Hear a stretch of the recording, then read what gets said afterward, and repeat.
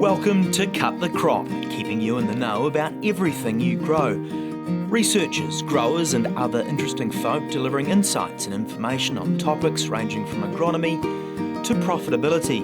Brought to you by the Foundation for Arable Research.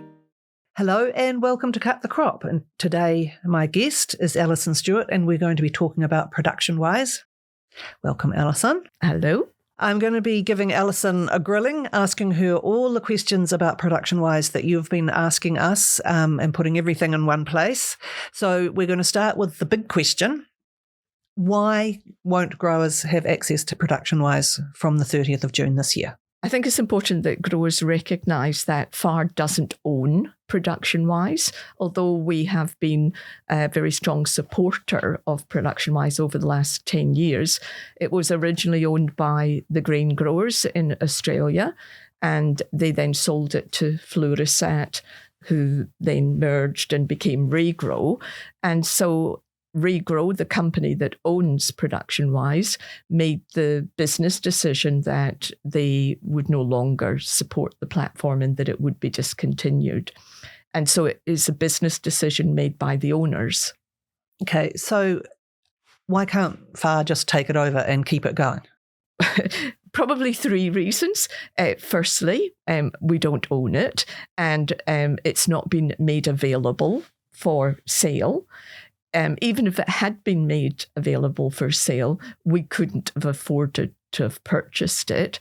And even if we could have afforded to purchase it, we most certainly couldn't have afforded to maintain it and improve it. We're a not-for-profit, and we are not in the commercial sort of frame of running a company and providing a service. So it's not our mandate. We've supported ProductionWise because we recognised at the time it was the only thing available to arable growers to help them with crop management. Okay, so what am I supposed to do now? I've got years and years of data in there and I actually really rely on it. So yikes. Yeah. Well, the most important thing is to be able to extract your data out of ProductionWise, and ReGrow have sent out some information, and guidelines around how to do that. They will be following that up with more guidance over the coming months. But that would be the number one thing, to make sure that you can get hold of all of the historical data that's sitting in the ProductionWise database. And then you have to explore what options there are for alternative platforms. Okay, so how on earth do I go about that? Can't you just tell us which ones would work? No, it would not be appropriate for us to be making recommendations on any one platform over another. We don't have the expertise to be able to do that. And at the end of the day, every farm system is slightly different, and people have to choose, what functionality they want in the new platform and how much they're prepared to pay. So when you say functionality, what does that mean? Well, all of the things that platform can deliver to you as a farmer. And obviously, over the years, ProductionWise, which was very much bespoke for arable farmers, included all of the attributes, all of the capabilities that were relevant to arable growers. So, being able to sort of map your paddocks, being able to input all of your fertilizers, chemicals, being able to, capture yield data, look at gross margins, have a chemical shed that told you all the chemicals that were going on. All of those attributes, and of course, having a livestock component as well as, being able to monitor your crops. And so when we're talking about functionality, we're talking about what are all the specific jobs and tasks can a platform do that you will need to help you run your farm business and help you be compliant. And that was a big advantage of ProductionWise. And one of the reasons that FAR supported it was that it helped growers meet compliance requirements. Okay, well, I'm still not happy. I trusted ProductionWise because I'm not really techie and I don't know a lot about it, but I trusted it because FAR endorsed it. How on earth am I meant to find out all this stuff about whatever other number of platforms that are out there? How can I possibly know what I'm looking for?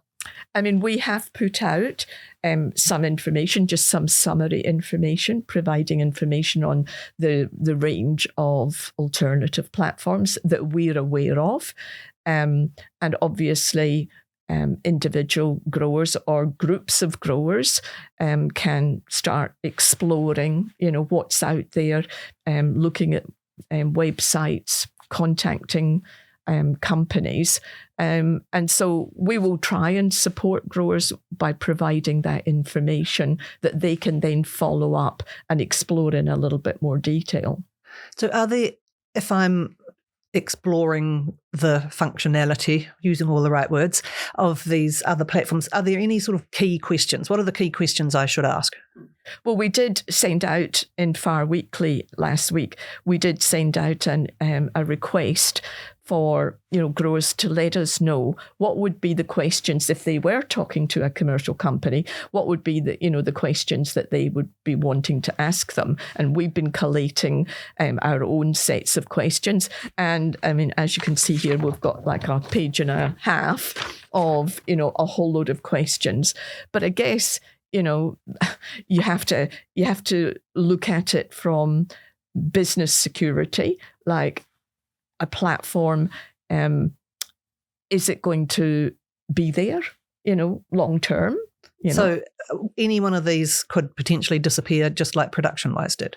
Well, yes, because you're in a commercial environment. I mean, the marketplace dictates whether companies, succeed or fall, whether companies make decisions to keep a platform in the marketplace or not. So, you would sensibly look at the range of companies and look at the size of the company and how much they've invested in, a particular platform and make a judgment about the likely risk, that platform will still be around in 5 years' time, as opposed to potentially a small company that could be quite vulnerable.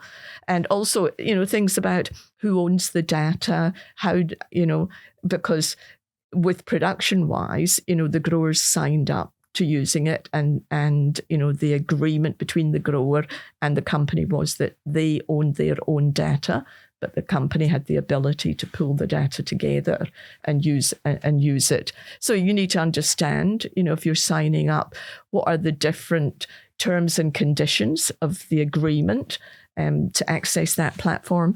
And then there's all the functionality, can it do this? Can it do that? Price will become a really important thing for a lot of people.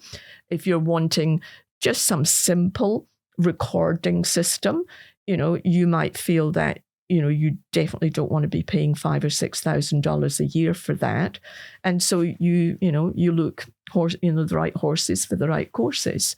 And I guess, does it have a mobile app? Some will, some won't. For some growers, they're quite happy, being a web-based system. Others, if there's not a mobile app, that's a deal breaker for them. I guess they also need to know that the app works on Android and Apple phones. Yes. All of those things, all of the things that they demanded, of ProductionWise when it was out and about, they would be looking to see if these other platforms can deliver the same kinds of attributes. And what the potential is for those platforms to continue to be improved, and how well those platforms may integrate with other platforms that the growers may be accessing as well. One of the advantages of ProductionWise was that we were able to integrate it with Overseer. And so that might be a question that growers might ask of the other platforms.